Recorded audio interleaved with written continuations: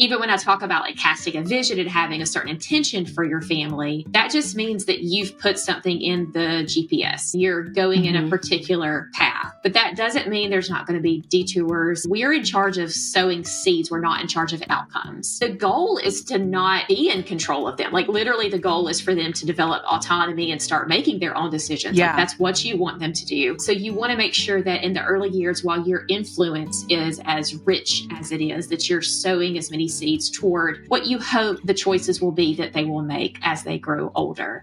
My name is Lisa, mother of 8 and creator of the blog and YouTube channel Farmhouse on Boone. On this podcast, I like to talk about simplifying your life so you can live out your priorities. I help you learn how to cook from scratch and decorate on a budget through this podcast and my courses, Simple Sourdough and the Simple Sewing series. I also help people reach their goals from home through my business course, YouTube Success Academy. I will leave links to these resources in the show notes and description box below. Now let's get into the show. Welcome back to the Simple Farmhouse Life podcast. Today, as we are getting back into homeschool, or at least some of you might be pushing off a little bit longer, which is totally fine too. I want to encourage you, or even if you're thinking about homeschooling, with some words of advice and wisdom and resources from Erin Cox of the Gentle and Classical Press.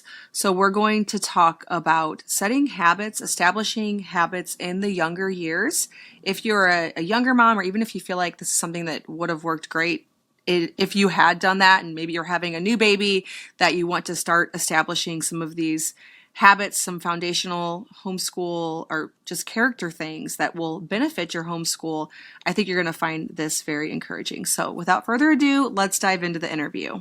Thank you so much for joining me. I was listening to your podcast and getting your take on, it was kind of interesting, your most recent episode, at least at the time that we're recording this. It probably won't be the most recent episode when this comes out, but you were talking about the COVID, kind of like the COVID homeschool mindset of getting kids out of school because school's a bad place versus maybe the people who chose to homeschool many, many years before that, who saw it more as, we see this as a better option for like a foundational thing for our family. And you explained it very well, but I thought that made a lot of sense, especially because like you said, there's kind of like the schools are, we have our reasons why after COVID that a lot of people chose to homeschool. And then you have people who, before maybe that veil was kind of lifted, chose to homeschool as well. So let's just start with introductions. Tell me, or the audience, a bit about yourself and your podcast and your curriculum as well. Sure. So I'm Erin. I have 4 kiddos. We've been homeschooling for 15 years now. And my oldest is about to turn 21. We all have summer birthdays. So everyone's 21, about to turn 19, about to turn 10, and then 8.5. And my husband and I have been running this business together for 7 years. He left his job 4 years ago, I think, or maybe 3 years ago. I'm not good with years, but and he left it a few years ago just because it grew really quickly, especially because of COVID and kind of the wave of homeschoolers that came through. And yeah, good timing there. Right. And I could not ship things and also homeschool my kids. And right. We have a small homestead here as well with animals to upkeep. So I just couldn't do it on my own. So he left his career and we've been doing it together. My oldest works for me as well. So it's like a true whole family business. Yes. Yeah. And we love doing it. So I started homeschooling my eldest when she was in 2nd grade and then my younger daughter for kindergarten. And it was, 15 years ago, it definitely wasn't mainstream at all. Yes. And so it was very scary. We kind of did like a test run over Christmas break just to see how it fit. And we were quickly addicted to it and just enjoyed the freedom and stuff. And back then, you mentioned that podcast episode. Back then, the goal for homeschooling was really just to, I thought that schools were fine. And I mean, there were some negatives and it really depends on your local school system, obviously. But ours was fine. There was really nothing wrong with it. But I just felt like we could get so much more done if we did it at home and we could explore their interests and if they needed to learn things in a particular way, we could do that better at home and really customize their educational experience and do more hands-on stuff. And so that's where we started at. And started out just with my two girls, and there's a big gap there. I have a 9-year gap in kids because we were done, and then God was like, no, you're not. And so Wow. So 2 sets of children there. we do. So we have 2 girls and then 2 boys. So it's kind of easy to distinguish, but we started homeschooling them and just kept going. And I found lots of good curriculum. Obviously, like there's so much good stuff on the market, but I'm an improver by nature, and I see something and I'm like, this is great, but like maybe if it was just this, just a little bit of something. And so in that gap, I had the opportunity to think, like, if I could start over again with my kids, with homeschooling and stuff, what would I do differently? And that kind of is where all of it really began, as far as our company and the podcast and all that stuff. Yeah, that makes sense. So you took, when you had this 9-year gap between your second and your third, so you had a good long while to think about, like, okay, I've been homeschooling. I had several years, I guess, under your belt at that point, and you're thinking, how would I improve this? Not necessarily knowing that you're going to do it again. No. And, the boys, like, they were kind of a big surprise, and especially the fourth one. He was the biggest surprise. But just had this kind of vision, like, we went through this like thing where we weren't believers, we weren't Christians. With our first girls were born, and they were in preschool and elementary school, and then our family came to Christ, and that kind of changed over time. So as I grew in my faith and started to learn what it means to like disciple your kids, I was able to just observe differences. Like, we did things one way when our girls were younger, and we just wanted to do things differently. And when my girls were younger, I was very focused on like, can they read well, and math and sciences and STEM type stuff. And that was to me what like a good education was. And then as I, learned about classical education and learned about Charlotte Mason and all these different educational philosophies, all of that really shifted for me. And so I was like, well, if I had the opportunity to do this again, I would focus so much more on character development and good habits and discipleship and worldview and all those things from like an earlier age, earlier than even most people usually think that you can. I think a lot of times we diminish how much even 2, 3, 4-year-olds can like understand and memorize and just kind of like begin to develop their character at just such a young age. So that's kind of like where my mind was in that gap. Like if I could start over again, I wanted to focus on just different things for my younger kids. Yeah. So you talk a lot about the preschool years from a gentle and classical approach or perspective. What exactly do you mean by that? So the gentle aspect of it is a little bit of like a innuendo towards Charlotte Mason's philosophies. So I'm sure like you may have plenty of listeners that have, they may have homeschooled for a little bit and they've heard of Charlotte Mason, or maybe they have preschoolers and they've never heard of her whatsoever. But she was like a Victorian era educator. And once you get into even like the shallowest waters of home education, you're going to start seeing and, hearing her name a lot. Yeah. And so she, to me, was a classical educator also, but she had like very specific things that were unique to her. She really focused on narration and nature study and those types of things. And so a lot of times now, it's really not even necessary to say gentle and classical, like when you kind of get into the deep end of the pool. But a lot of people now think about classical education as being the same thing as classical conversations, which is like a super popular curriculum. They do a lot of memorization in early and elementary. So I'm learning that like post-COVID families, that if you say classical education, they think that it's just like nothing but memory work that it's very rigorous and like very intense and all those kinds of things. It's like, well, that is one way you can do classical education, but there are other ways as well. And so that's why we kind of have that distinction of like a very gentle, approach to classical education where we mix the two. So doesn't feel as intimidating. Yeah. Okay. So what does the preschool years, what do they look like? I know that's a loaded question, but I think everybody has some different philosophies on this. There are people who will buy like a box curriculum where you teach kids to read and write at age 3 or 4. And maybe we've all been on Right. different spectrums with this, with different children. And as we've, had more, and then you have the play-based, which is very intuitive because kids just do that. So you don't really have to do a whole lot except for maybe try to keep screens out as much as possible, allow them to make messes, give them the tools they need to do what kids naturally do. But for you, what does that look like? So for me, that means Charlotte Mason has this kind of rule that's very commonly like no formal instruction until age 6. So yes. A lot of people are like, how can you have a Charlotte Mason preschool curriculum that's inherently not possible because you're instructing before age 6? But our goal has really very little to do with ABCs and 1, 2, 3s. Like there's plenty of time for that. And we introduce it just a little bit like here's the letter A, but there's no goal. There's no rigor kind of involved in focusing on ABCs. We have no desire to teach our kids to read before they're 6 or 7 years old. Every child is ready for that at a different time. So our goal is on habit formation and character development.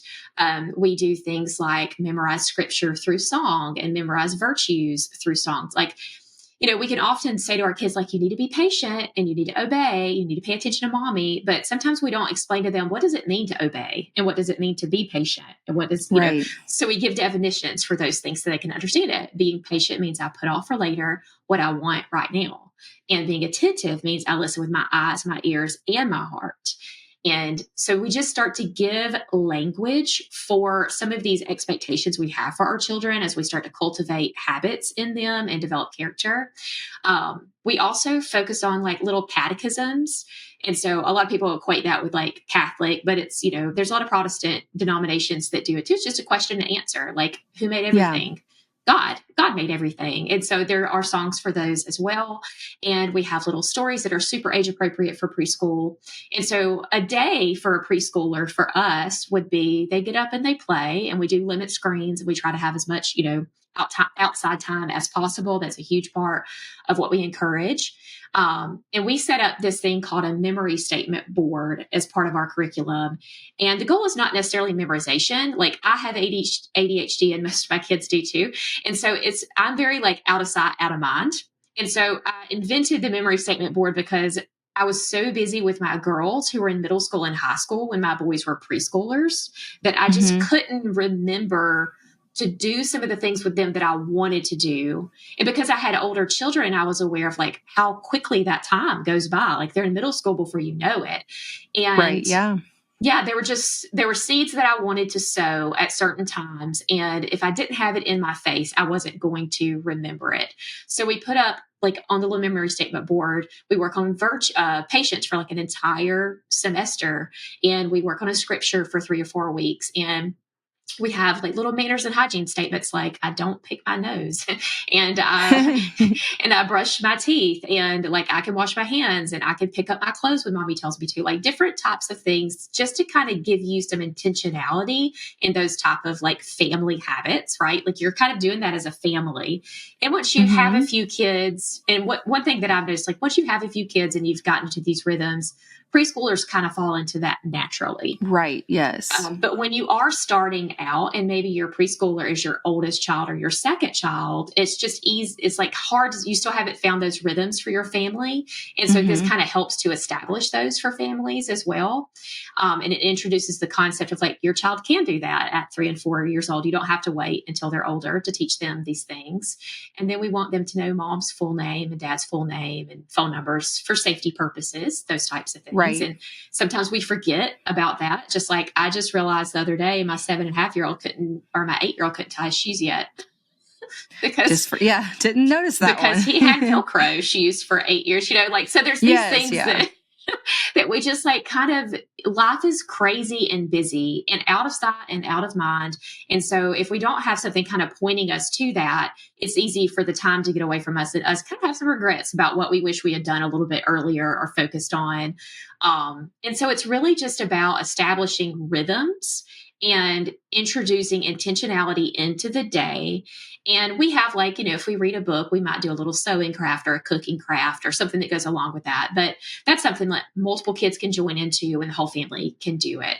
So it's not the approach to preschool that would be like, here's an, maybe a curriculum that's an app, that kind of thing. Right.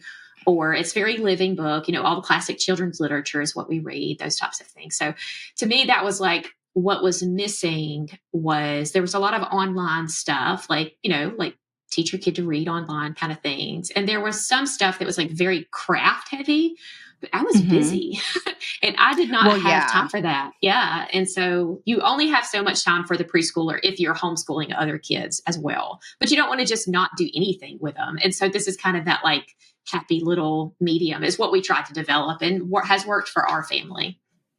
Yeah. I think that's important distinction. I was reading I think it was your intro on your Instagram, and you were talking about what homeschool looked like when you had two little girls. Like you were like, we would go and do like these Laura Ingalls, like we would be pioneers for the day and like all this stuff. And it kind of reminded me of when I had two little girls and no other children yet, and the kind of way that our day was structured and just thinking about how that looks and then how now looks and how even if I had two little girls, it just literally could not look that way. Like, yes. Because of, how seasons change. But I like the idea that you're still setting up like these little rhythms and you're being intentional with your preschoolers to introduce them to things. And I also think it's great. Like I'm thinking about some people I know who have their firstborns who don't necessarily have those rhythms yet, who maybe feel overwhelmed. So for the mom who feels overwhelmed or inadequate with homeschooling, especially in those early years, what would you say to that mom? So that's almost all moms, right? Like it's most moms, their deepest desire is to like give their children everything in the world and to do everything right the first time and all that kind of stuff. And so I just like to encourage moms, especially if they're younger moms and they're like just have their first couple of babies, that, God has like gifted that child to you. He picked you for that child and that child for you. And so he didn't do that on accident. That was not a mistake. And we teach our children so many things, right? Like we teach them to eat and use the toilet and all these things. And then speak, like literally speak and how to have manners. And we just teach them so many things. And then we just have this belief that there's just becomes a certain point in their life where we aren't capable of teaching them anymore. And we have to hand them off to someone else to do it. And that's just a falsehood. Like we do have the ability to teach our children anything. And moms are resourceful. So even when it comes to seasons or time in your child's life that you can't teach them something for some reason, well, somebody can. Like like the resource will come available to you. So my encouragement is always like, just to recognize that you can, accepting like, I've gotten them this far and I've taught them all this stuff. And just recognizing that kind of helps you recognize that you can do the next thing as well. But also that, you're not one bad day doesn't mess up your child. Like things are not going to be perfect. They're not going to be beautiful all the time. There's beautiful moments, right? Like we, see those on YouTube and all these things. We all have these beautiful moments, but that's not like every moment of your day. You know what I mean? And so just kind of like having realistic expectations for what it looks to live as a homeschool family. Your house is a mess most of the time, but you're always cleaning up and you're after the babies and you're changing diapers and you do these things. It's like, it's constant and it's not messy, but that doesn't mean it's not necessarily beautiful. It just might not be ready for Instagram. And that's okay. That's normal. Like there's such these younger moms now, like my heart goes out to them so much because they're just coming up in this time in our culture where the amount of information that is sugar coated is so that's all they're seeing, or like the beautiful kind of, moments and stuff. And I mean, obviously like that's what we want to share, but then it just gives them this feeling of like, if my life doesn't look like that all the time, like it feels like her life does, then I'm not doing a good job. And I just feel like there's a lot of comparison that moms struggle with now that like, I'm about to be 44. When my girls were younger, Instagram didn't exist. And then once it did, once it did, it was pictures of people's food. It wasn't their Yeah. like perfect homeschool day, and so there wasn't that kind of constant like, feeling of failure, being behind, and all those types of things. So that's Yeah. always an encouragement, because I feel like when you're younger and you're spending much time on social media, that's a huge part of the overwhelm, is seeing other people, like all the fun stuff they're doing. And you're like, I'm just sitting over here with a baby and, barely surviving this day. And they're on their nature walk. And Yes. I can't get out on a nature walk. It's 110 degrees and I have a newborn. So, Yes. I mean, I just think having those realistic expectations is really important. I want to take a quick break from this great conversation with Erin to tell you about today's sponsor, Azure Standard. I've talked about Azure Standard on here quite a few times. I've been a happy customer since 2000 and I don't even know. Let's just say 12. I know my second was a baby. So it's been a long time that I have been utilizing Azure Standard to get quality ingredients in my home, bulk things like whole grains that I love to make whole grain bread with, and ancient grains, and raw grass-fed cheese, and grass-fed butter, and cream, and so many great things that I find hard to acquire. And Azure Standard has really grown since then. So they have drop locations all over the country, likely one that you don't have to drive very far to. So it makes it very convenient for you to get these items in your home, no matter where you live. You can head over to the Azure Standard website, AZURE standard.com, and use code SIMPLE15 to get 15% off your order of $100 or more to a drop location near you. Now, if you don't have a drop location near you, which you likely do because we have several, you can start one. If you're in an area that doesn't yet have one, you can apply on the Azure Standard website to start one, and then like-minded individuals that are in your area can all sign up for it, pool your orders together. It works like a co-op where several people are all getting their order, a big truck comes in, you divvy out what you got. There's even things like animal feed on there. We've used Azure Standard to feed our dairy cow and our chickens. I know you'll find something for your own from scratch kitchen and pantry over at azurestandard.com. Use the code SIMPLE15. We will also leave a link down below. Well, it's funny because I feel like I sometimes think I'm immune to comparison because being on like the influencer end of it, feeling like people unfairly compare, like, we all know things are curated. And so, yes, I can show you the mess, but there's a mess. Come on, right? Right. Yeah. And so I feel like I being on the other side of it, understand that you don't show everything. And so I'm like, well, I wouldn't compare. And then I think about certain people, and I didn't like consciously think of it, but I think I subconsciously think their kids are all just really easy, perfectly obedient. They never fight. And I'm like, wait a minute. They're not going to show their kids fighting on Instagram. You have to correct yourself and be like, wait, I think I thought her kids were perfect. And I didn't even consciously think that. I just subconsciously thought that. And it's not her fault. And that's one thing too. I get really annoyed with the internet because it's like it's your fault if they're comparing themselves to you. And it's like, no, because she never said her kids didn't fight. She just simply didn't get out her phone and record her kids fighting or overshare about her kids' struggles. Right. And here I'm over here, literally subconsciously thinking this person's whole homeschool and her kids. And she never, just because of what she shares, I'm thinking she never gets upset with them or impatient. And I'm like, wait a minute, that is not true. I made that all up. Yeah, 100%. And it's so easy to do. I know, you're making your sourdough or whatever. There's a mess in the sink at some point, and you're not showing us that you're cleaning it up. But because it's obvious. Why should I have to show you? You know what I mean? Yes, there's a dirty bowl when dough goes in it. Yes. You know what I mean? But then there's just like you said, this very unconscious inference in the back of our mind that just oh, this is all beautiful and peaceful. Especially, sometimes, when you're recording, your house may be super loud. And so you're going to throw music over it and just do a voiceover when the house isn't loud. And people are like, where are your children? I'm like, did you notice the music? Yes. Yeah, it's hard, but I think we all do that unconsciously to someone. And I think if you've, never been the one creating and curating the content, then it's even worse. Yes, it's even worse. Yeah. Yeah. But it's so funny, like having this revelation that as one who creates and curates, and I feel like I'm honest, like I feel like I tell people this, but still people do it. But as one who does that, I still realize that there's so many people online who I imagine something like better in their private life than what is probably accurate. Yes. Like about their kids, about their marriage, about just whatever you enter in, like whatever thing you might think. And I think our imaginations fill in the blank, and it's always, they do. That's that's one of the more annoying things about being on YouTube is people will see like a 20-minute span of the week and they're like, your husband doesn't help, your kids don't help, your kids are never in your home, they're being watched by somebody else. And I'm like, I literally chose out like a very selective, and you filled every gap just in with whatever you made up, which is what humans do. But it's good for us to be aware that that's what we're doing, because I do it too.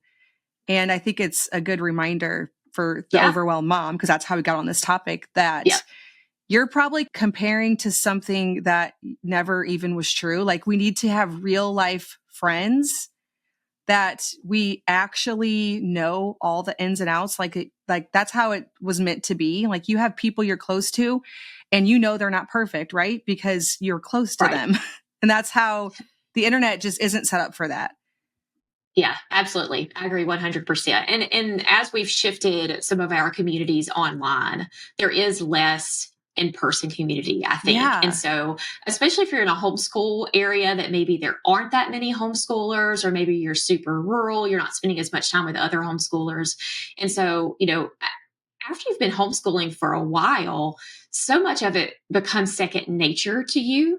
And then you have new homeschooler maybe come into your life through co-op or whatever, and they're just like frenzied about everything, and you're like, it's really okay, like you can calm down. And so I'll invite them to come spend a day with us and just hang out while we do school. Oh yeah. And she's like, and they'll be like, well, I just, your kids are so well behaved at co-op. I thought they just sat there and perfectly did their schoolwork. Right. It's called social awareness. Yes. I was like, no, they're not perfect at home. Yeah. I mean, they're not perfect anywhere, but especially at home, they argue and start wrestling on the floor in the middle of math lessons. Or have bad attitudes and don't want to do it. And like that all, that's all the case for probably every homeschool mom ever. Unless you had like one, like I have one child that has just been easy. Like she just was smart and she's obedient and she's ambitious. You know what I mean? And if I only ever had that one child, I would be like, what's your guys' problem? Like, this is really easy. Right? I had that exact same conversation. We had at our co-op over here yesterday for a family day, and we're sitting around the pool and the kids are swimming. We're all talking about, usually it's our first child. Like if we had stopped at our first child, that's the one. They're just very just easy. And you would think everyone else was a hot mess, that they couldn't get it as good as you. Sometimes it takes 3 or 4, but still. Yes. That hot mess number 2 usually comes sliding in and lets you know what's going on. Yeah. Like when my oldest was even a toddler, like she didn't throw everything. Like, how toddlers do, they see a bookshelf and they throw the books off, or they throw the socks out of the sock drawer or whatever it may be. And she didn't do anything like that. Nothing. So that was my first. And then I walk into the room when my second is a toddler, and she's like holding a kitten by the tail in the air on top of the kitchen table. And it's like, no, that would have never happened with her sister. So they're all very different, and they all teach us different lessons, which is a very good thing. I always say that, homeschooling, like even if you're not doing it for your kids, it's like the most sanctifying thing you could do for yourself, because you see all of your little own things kind of being reflected back to you and all these kids around you. And it's an opportunity for growth for everyone. It is. You talked about in that episode I was listening to on your podcast about the intention behind homeschooling, not that it was just like, school's bad, I'm pulling them out. What was the culture you were trying to create in your home that led you to homeschooling? I think initially it was just being able to individualize their instruction. I was in my early 20s when I had my first kid. So I was first making this decision to homeschool in my late 20s.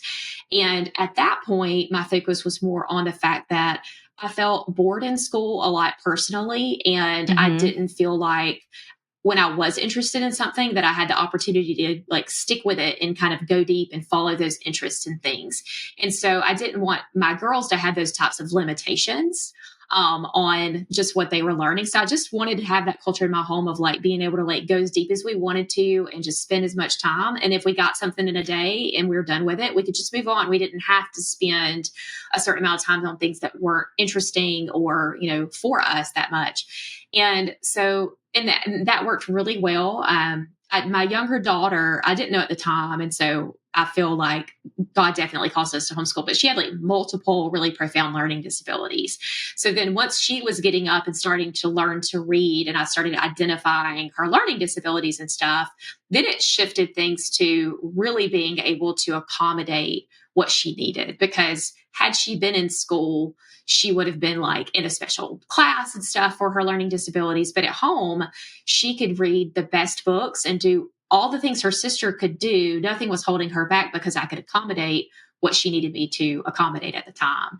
And then as we added to the family and just kind of and grew up and grew in our faith and stuff, we really shifted toward wanting to make sure we had just a culture of like specific character attributes in our family. Like we wanted to, my husband and I are very like entrepreneurial and very self-driven and motivated, and integrity and honesty are really important to us. So those were things that we wanted to be like intentional about fostering in our children and in our family.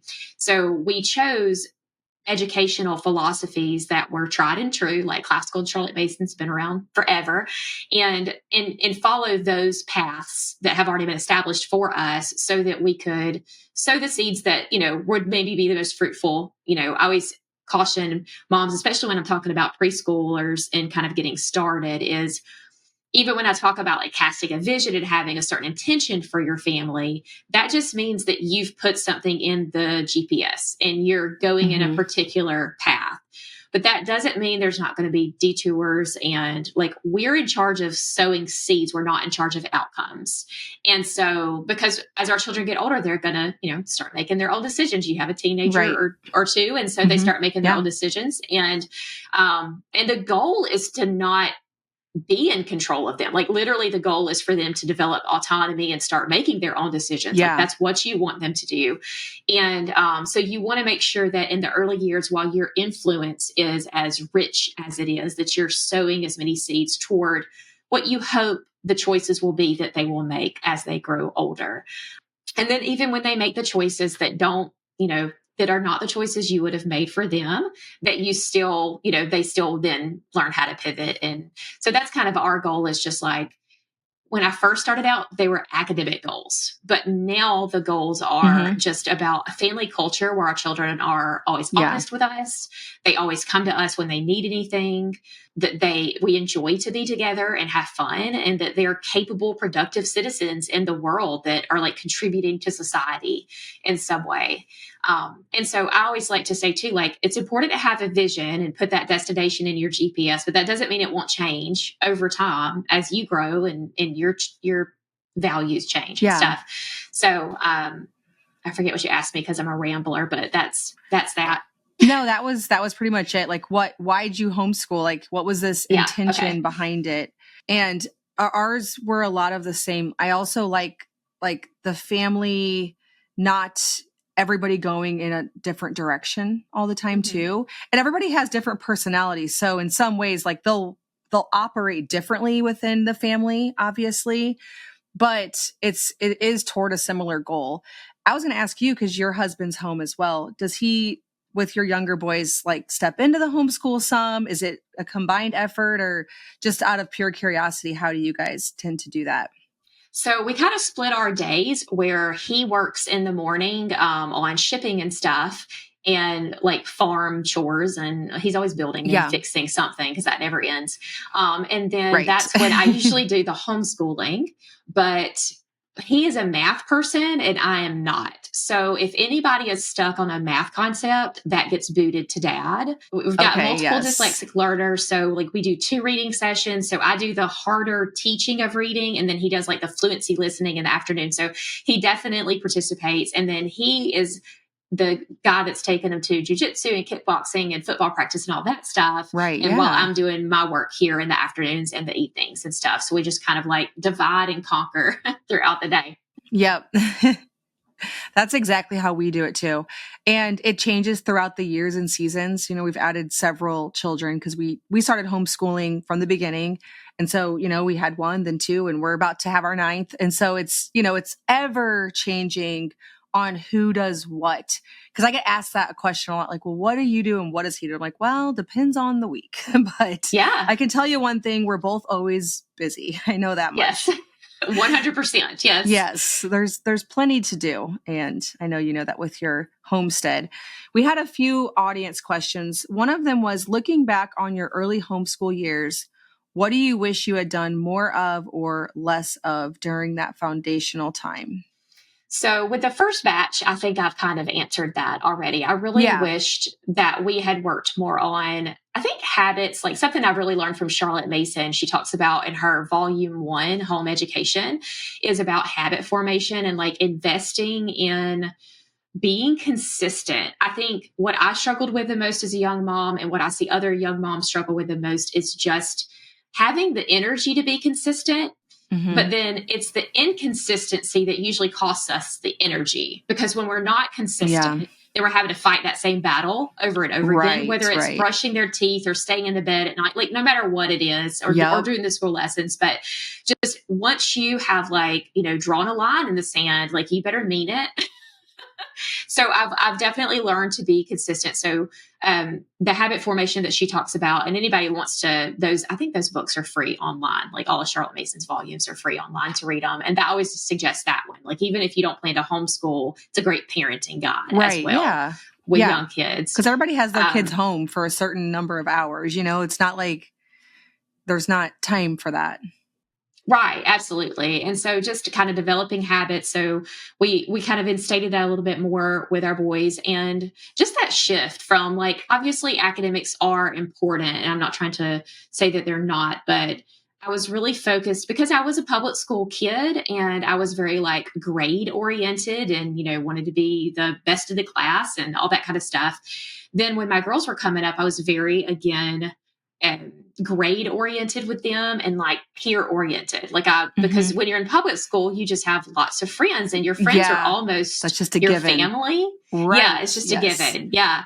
And so shifting that paradigm to where like our family is our family and we're the first kind of influence and the first attachments that they make and all those things. And in kind of keeping things like a little bit tighter, not that we're, not spending lots of time with people, but just not wanting the peer influence to be their number one influence as they get older. Right. Yes.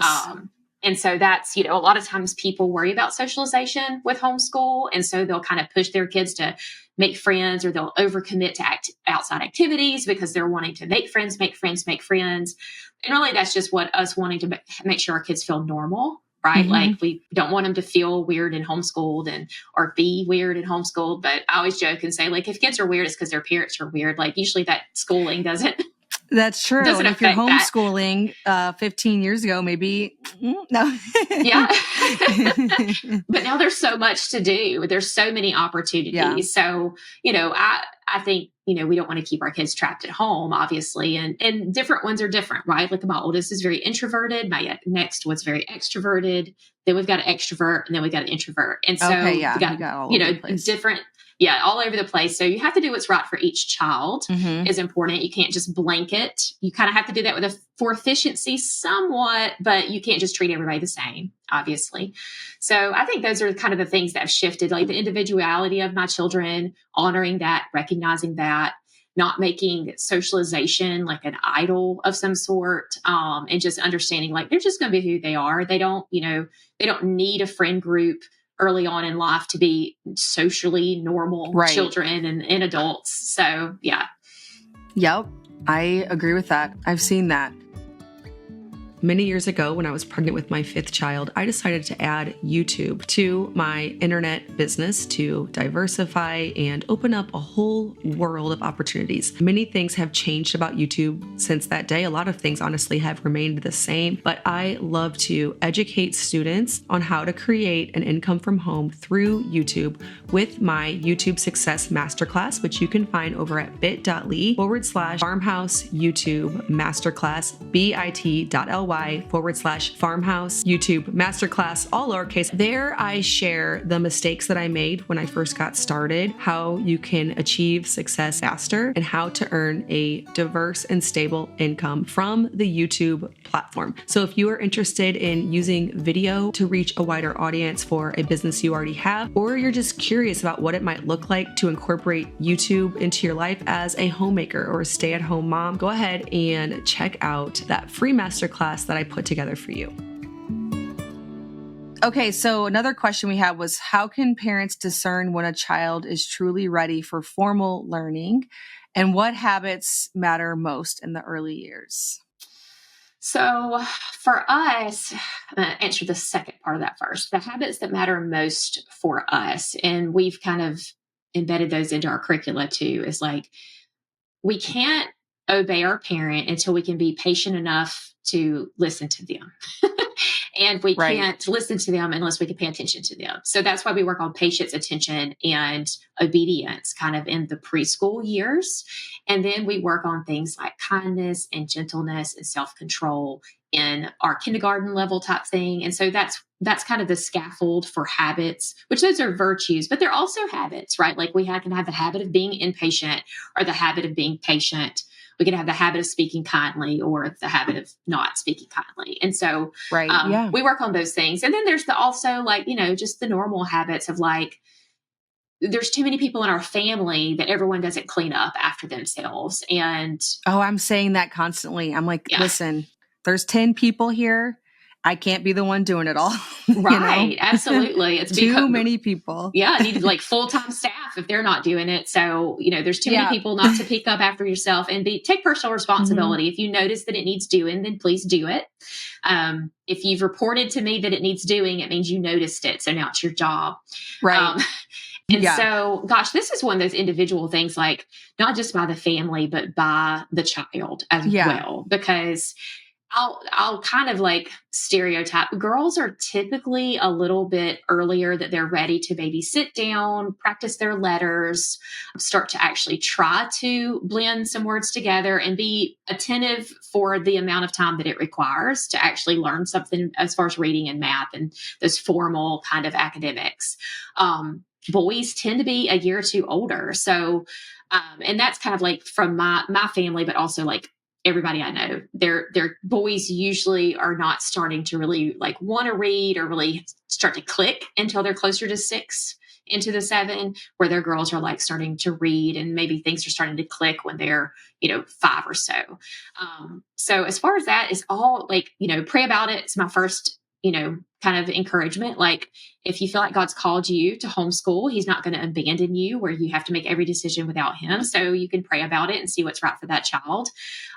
Keep them short. That's my number one thing. Like the favorite thing that I ever learned about teaching kids, especially with any challenges, was whatever the energy is that you end a lesson with, that is how they're going to start that lesson the next day.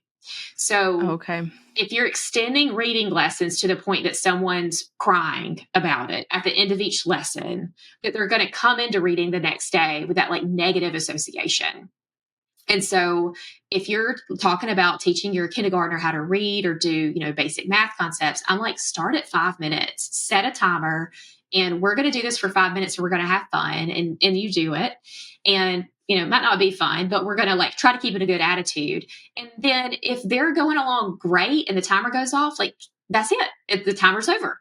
We're going to end on that positive note and then just add time from there. A lot of times, and even some curricula has like 25, 35, 40-minute language arts lessons in kindergarten and first grade. And it's like, I just don't know anybody that's going to stay focused, at that age for that amount of time. So, kind of watch their attention span. How long can they stay focused on something? And then as long as it's at least 5 to 7 minutes and you think that they're like noticing letters in their environment and they're noticing numbers and maybe counting some things and starting to recognize things, then you could start to work on it. If they're oblivious to all of it and they don't care and they just want to play all the time, then I think it's wise to wait. Yeah. Well, one thing too, I think I thought when I first had children, you forget that they learn a lot of things on their own too. And you think that every single thing that comes into their brain has to come from you directly saying it. And that's very overwhelming because it's like, okay, they have to know everything and I have to tell them everything, which is so not true. Kids just gather information all the time. And so if there's good information in front of them, take heart. This is not all 100% on you. Absolutely. I think Charlotte Mason says something along those lines. Like a good teacher is just a facilitator. Like you're giving them the opportunities, you're putting them in the right environment, and you're allowing them space to be curious. You're answering the questions and maybe directing them some, but that's kind of all that you have to do. And then they'll kind of take on the rest, unless, your kid is really struggling to learn to read. And then that can be a different camp altogether. But fortunately, that is not most kids. So, well, and this could be a generalization and it could be like, I don't have any formal studies to back this up whatsoever, but it's an observation that I had of myself when I was a kid and of kids I know now. So I know like a lot of kids who go to school. I know a lot of kids who homeschool. And I feel like when children are always told exactly, like they're put into a system where it's like you have to wait for somebody to tell you what to do. In the summertime, they don't know what to do with time and they get really bored, addicted to screens. Whereas like kids who were given more freedom to like learn and kind of manipulate their environment and find ways to be creative with boredom and all this kind of stuff, they seem to take free time and do something with it. And this is just a revelation I had recently because I was thinking about me during the summer when I was a kid. And then I have some kids that I know pretty well that like they can't figure out, like the summer has just been like all, they can't figure out what to do with it. And they're very, very bored and they're just in their homes, not doing anything. I'm like, maybe that stems back to that. And I could be wrong, but kind of seems like maybe it was. I think there's probably, Yeah. Cause like now I love free time because I know I have like a million things I can accomplish with it. And I know just what to do. And my kids are all the same. Like free time is not a problem. We're not sitting around thinking like, what can we do? That's never a thing. And I'm like, maybe that's just is a learned behavior that I eventually learned in life. So all hope isn't lost. If you're feeling like right now your kids are those kids, like it's summer and they're just like, what do we do? Not hope isn't lost because when I was a kid, that's exactly how it was. Like I just sat inside and I was so bored. I couldn't wait for school to start again because I was just so bored. And I can tell you that all the kids I know who are homeschooled, at least there are some homeschoolers who have different philosophies and they kind of do like school at home and maybe their kids feel that way. But like the ones that I know, they know what to do with that boredom.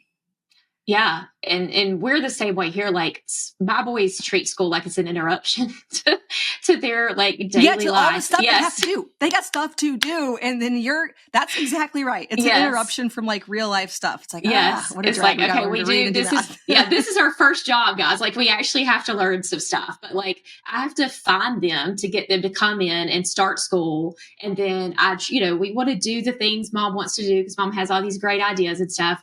And we want it to be engaging and stuff. But as soon as we're done, they're like summertime is just less of me interrupting them. That's what summertime is. Exactly. Yes, I feel that way. But it was the opposite when I was a kid and I'm looking back and I'm like, man, I wasted so much time. Like, what was I doing? Like, cause now I know I could think of 1,000 things that I could have done, but I didn't have any grasp or gauge for, I have free time now, figure out what to do with it, Yeah. I think it's a part of our brains that part of and this is probably the part that's very much like associated with boredom and the part of your brain that like comes up with new ideas because I was a public school kid and summertime was long and I loved school. I just want to go back to school because that kept me me too. busy I want to get back all day at long. I want them to tell me what to do. 100%. I was that way like all the way until even after I got married. I didn't get a job right away because I already was pregnant within like 3 months of getting married. I'm like, well, I'm going to be a stay-at-home mom. So like now why go get a job? And I did not do anything good with my time. It wasn't until maybe being home for a year or two that I was like, okay, like necessity, like I can't do this. This is like way too boring. This is boring. Because Yes. I am an ambitious person. So like I went to school, I got the A's, I was in the sports and all that, but I needed somebody to tell me what to do. And then all of a sudden you're home and I can't, I'm going to have to go get a job and have somebody tell me what to do, or I'm going to have to figure something out because I cannot stand just doing nothing. And it's fine. Like it was I learned it in my early 20s. It wasn't like you can't learn that later, but yeah, right. It's an interesting dynamic that I've been thinking more and more about with just observing summer. Cause right now, as we're recording, it's like middle of summer and kids are thoroughly bored. I think by the time this comes out, we're starting school again for the most part, people are. But we're at that like dog days of summer where, if you don't know how to find something to do, it's going to be a little boring. Yeah, especially when it's hot outside. Like here in Alabama, I think our heat index today is 110. So you got to be creative to stay entertained. Yeah. Yes, it's so hot. My kids are playing in the hose constantly because we are fortunate to have a pool and a pond. So they are either out fishing or they are swimming in the pool. So yeah, the pool is a lifesaver. Like, I mean, it's just we're putting in a pool and it should have already been done, but it's not. And so I feel the same way. I'm like, we got to make outside has to be fun, like year round, Yes. It's 100%. Warm clothes in the winter. In the summer, we need water, but it's got to be fun. Okay. So tell the listeners all about your curriculum, where to find it, where to go next with you. Sure. So if any of this sounded interesting, if they want to learn more about Charlotte Mason and classical education, all of our teacher's guides are completely free. So I hated that feeling as a new homeschooler where I would look at like 4 pages of a preview of a curriculum online, and then I would get it and I was like, oh, the rest of it's ugly, or I don't like what's in it. And you just couldn't get a picture of like the whole thing and know everything was in it. So all of our teacher's guides, we have preschool, kindergarten, we have nature studies, marine biology. We just released agricultural science last year, which is everything to do with homesteading and small farms. Cool. And yeah, it's really fun. We're using that for our boys this next year.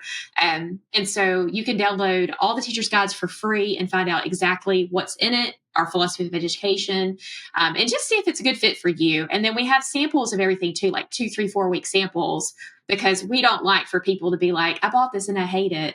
Right. we want you to know that you love it before you get it, and that we're your people, because we're not, every curriculum is not fit for everyone. If you want something that's scripted or that's going to like pop up and tell you what to do that day, that's just not us. I mean, that's not how we develop things. But if you want to focus on character development and theology, worldview, and artist study and composer study and like hands-on science and literature-rich stuff, then we may be a good fit. So our website is shopgentleclassical.com, and just Google Gentle Classical and it'll come up as well. And then we're on Instagram and YouTube under those same names as well. Awesome. We'll leave links down to all that below as well in the show notes or the description box. Thank you so much, Erin, for joining us. I feel like this was a great conversation. And as people are getting back into the swing, or maybe this is the first year that they're even pulling their kids from school and they feel very lost, especially the younger years, I think that this has been an encouragement to them, and you've offered a lot of great resources. So thanks. Thank you, Lisa. Thanks for having me. Thanks, as always, for listening to the Simple Farmhouse Life podcast. My husband Luke and I and our 8 kids work together side by side on our little homestead and use our blog, podcast, and YouTube channel to reach other homemakers, home cooks, and homesteaders with practical recipes in daily family life. For everyday sourdough recipes, make sure to check out our blog, farmhousehomeboon.com. And to dig deeper, we do also offer a course called Simple Sourdough over at bit.ly/farmhouse sourdough course. That's all one word, bit.ly/farmhouse sourdough course. If you're looking to learn how we earn an income online, check out my YouTube course at bit.ly/farmhouse YouTube course, all one word.